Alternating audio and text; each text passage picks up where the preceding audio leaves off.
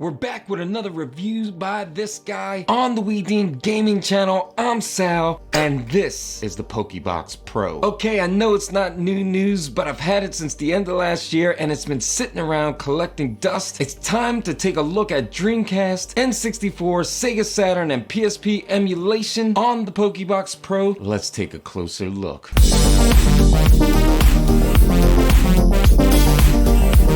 The Pawky Box Pro has some obvious design differences from the original Pawky Box, but I'm sure absolutely no one cares. You want to see emulation, and we're gonna get to that later in the video. However, if you can't wait and you just gotta see how this guy performs, there will be some timestamps in the description down below. The original Pawky Box was a simple, well, box with rounded corners and nothing really innovative. The original had a micro SD card slot, 2 USBs, Ethernet, AV out, HDMI out, a power jack, and also a power button. This is exactly what the Pawky Box Pro has, minus the power switch, which is a pretty big letdown. I really hate, when there's no power switch and you gotta pull the power plug in order to restart. The Pro also has an optical port and an IR. Not entirely sure what you would need to use this for, but I'm sure somebody will find a use for it. The original Pawky Box came in 5 different color schemes, whereas the Pawky Box Pro comes in just black. Plain old black, but it does have a premium look, and it has a pretty cool gloss finish, which will collect a ton of fingerprints. Now the Pro is just an X96 Plus Android TV device that they installed emulation station front end on top of RetroArch for emulation, and it does run as an Android TV, but the UI is complete and utter compared to a regular or more high-end Android TV box like the Nvidia Shield. Now I know there's gonna be someone in the comments that calls me out for not configuring the settings, but there are people out there that just don't want to mess around with the settings and just want the device to work out the box. This is exactly what I'm trying to showcase in my videos. Let's take a look at the original PlayStation, and first on the hit list is Crash Bandicoot 3. And it ran at a constant 60 FPS and didn't really hear any stuttering.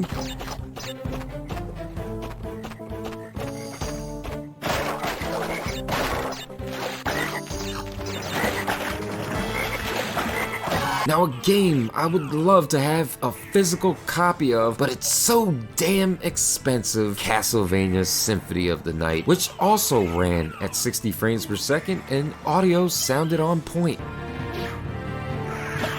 No, it cannot be!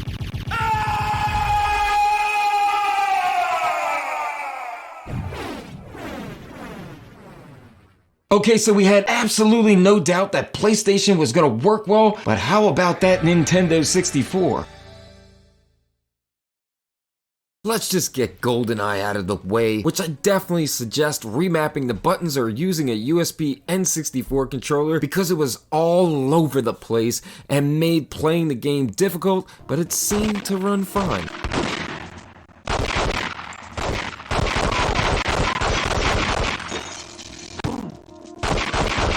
Now I do want to point out, for those of you who like to mess around with the settings to get the best possible performance, I could not get into the Mupen 64 settings, but I was able to get into RetroArch settings, but there wasn't really much to tinker around with here.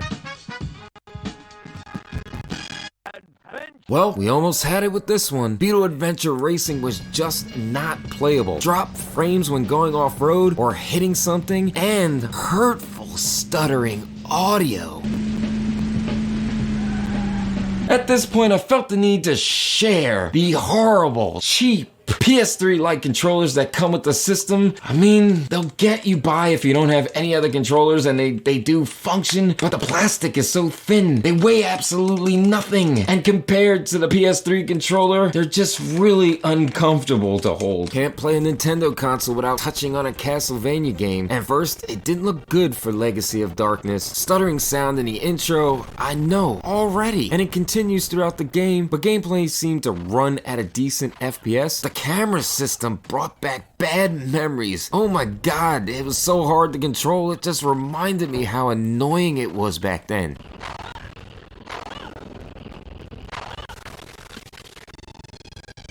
No, it just hurts. I can't do it anymore. Unfortunately, F-Zero stuttered so bad I had to shut it off. Couldn't play it anymore. It was hurting my ears and reminded me of the helicopter sound when only one window is open in a car. Wait, what? I'm guessing this is a Mario 64 hack, but a white screen, so I guess I'll never know. Mario goes to jail? Oh, another one that doesn't load. Time to check out an FPS. Quake 2 and dead before even finding any enemies to take down. Well, not quite. Just as F-Zero, I loaded it up again later on and it played okay. Still some stuttering here and there, but playable. Now it did change the frame rate to full speed and restarted the system a couple of times, so before counting N64 out, I'd suggest trying those two things first. Last but not least, the game that made me want an N64 when I first seen it on CNET, Mario 64. And there shouldn't be any mystery, this game played well.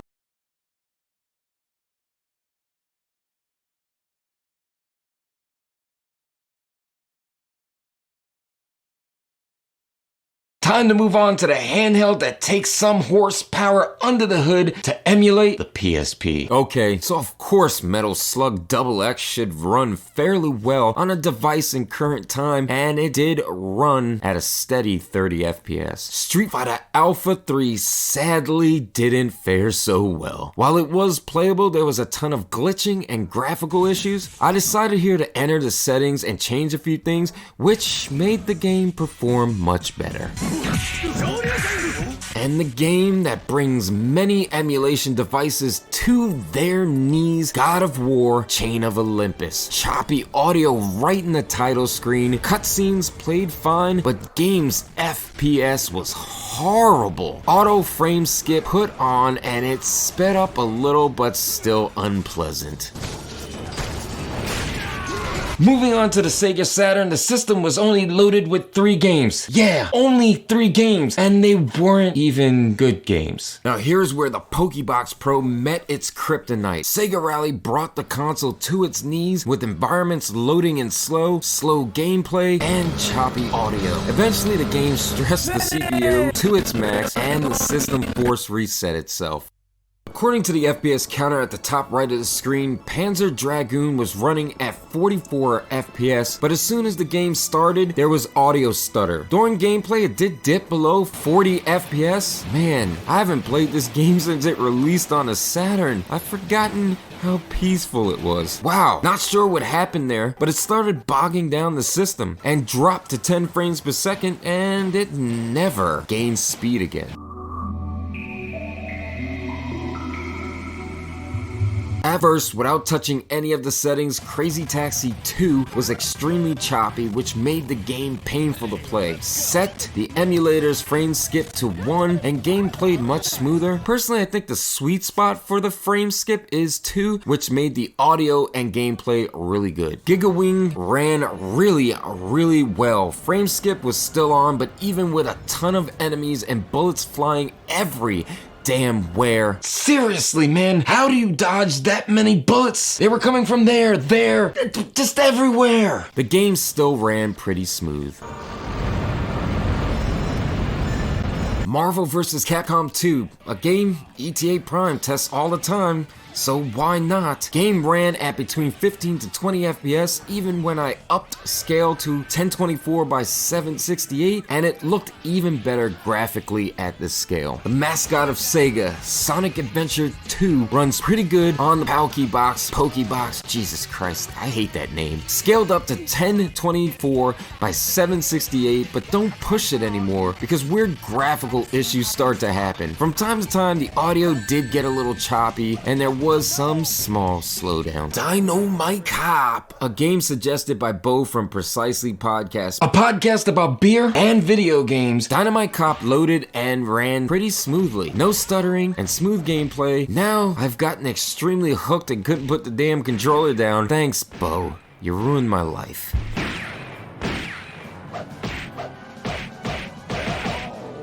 Well, that was a ton of games, and if you've been here since the beginning of the video, yeah, you've been sitting for a long time, but there's one more. Just hold on. One more game I want to take a look at, and that's Jet Set radio. The FPS counter in the right corner says 10 FPS, but it seems like it's running at a higher frame rate, and the gameplay appears smooth with good audio.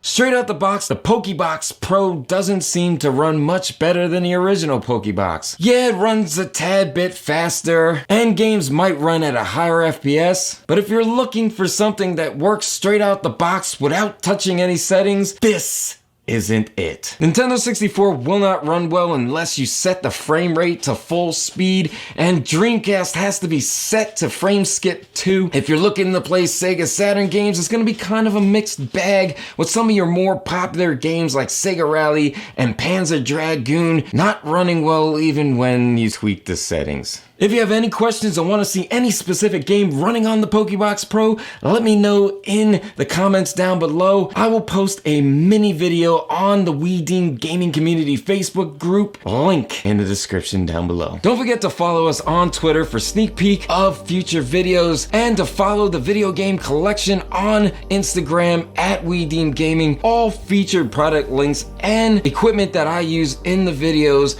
are in the description down below. As for now, I'll see you in the next one. Hey guys, instead of staring at my ugly mug, why don't you go ahead and check out one of our other videos? 1, 2, I'll wait. My busted face ain't going nowhere.